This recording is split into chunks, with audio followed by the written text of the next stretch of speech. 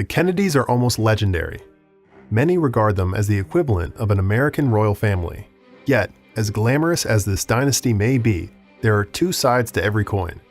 Away from the luxuriousness, there are some down and dirty elements, the most prominent being the assassination of President John F. Kennedy and all the conspiracy theories surrounding it. Other aspects of the Kennedys' dark side include stories about JFK's cheating on his wife, tragic mishaps, binge drinking, and gambling addictions. Buried even deeper in the Kennedys' shadowy secret collection are family members hidden due to mental disabilities, or shunned due to religious differences, or ostracized due to criminal allegations. Such woe happened to a seemingly charmed family. The catchphrase, "the Kennedy curse," has simply become the common and simplistic way to describe the scandal and tragedy that seemed to follow this famous family.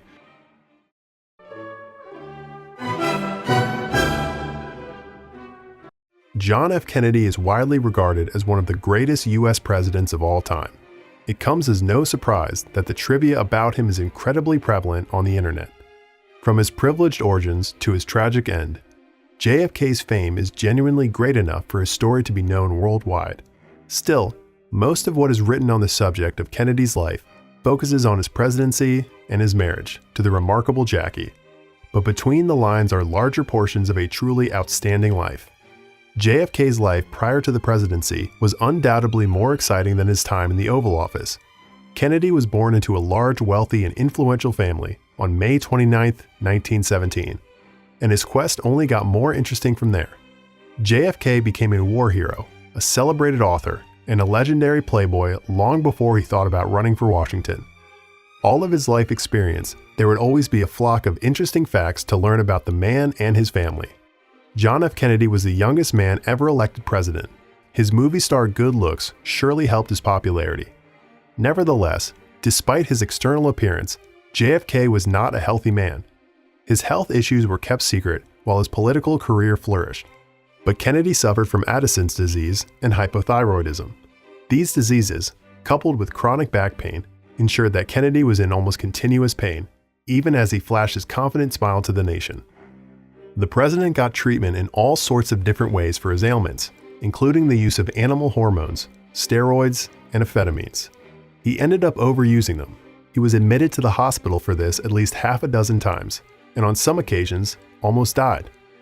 Addison's disease also made it more difficult for his body to fight off infections. After catching an infection in 1961, he almost didn't survive. The source of the disease was a sexually transmitted bacteria, which is why this incident was hidden from the public. During this time, however, it was rumored that the boy was a womanizer.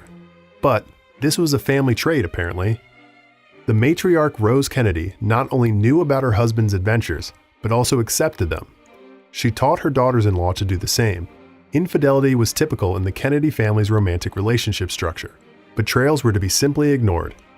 JFK's most notorious alleged mistress was Marilyn Monroe, but there were others.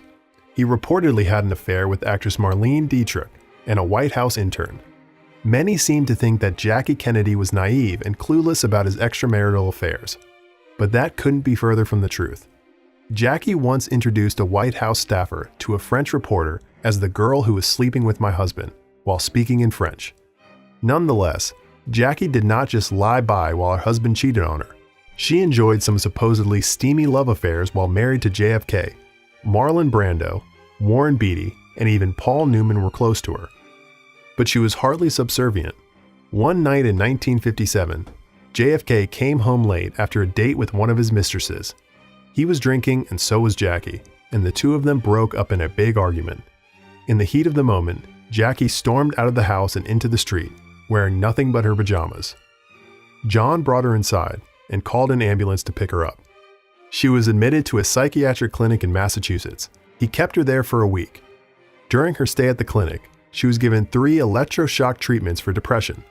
After this, Jackie began to suffer from depression and even suicidal thoughts, with her miscarriage of 2 children adding to this. According to her biography, she called the treatments the nightmare of my life. Besides John Kennedy, we also have some grim stories of his siblings.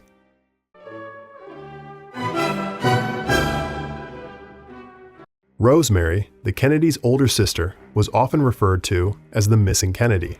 She had a learning disability and low IQ, but as she got older, she became more and more physically attractive.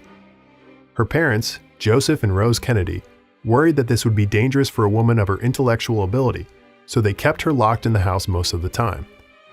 In frustration, she would throw tantrums and lash out at times.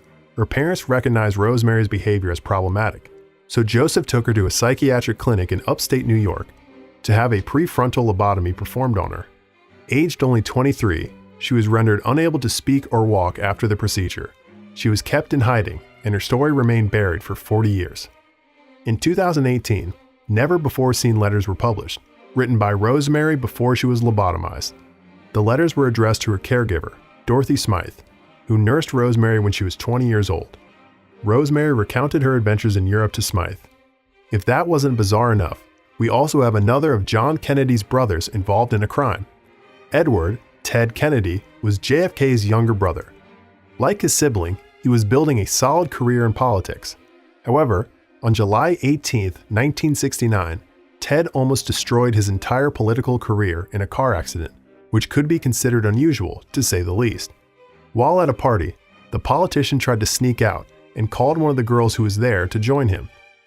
She was Mary Jo, just 28 years old. However, the senator drove off uncontrollably, and, as he drove over a dangerous wooden bridge, the vehicle went completely off the road and fell into the water. Ted managed to save himself from the accident, but Mary Jo was trapped inside the car and sank with it, drowning to death. Desperate about the situation, the politician did what no one would recommend. He did not report the accident to police.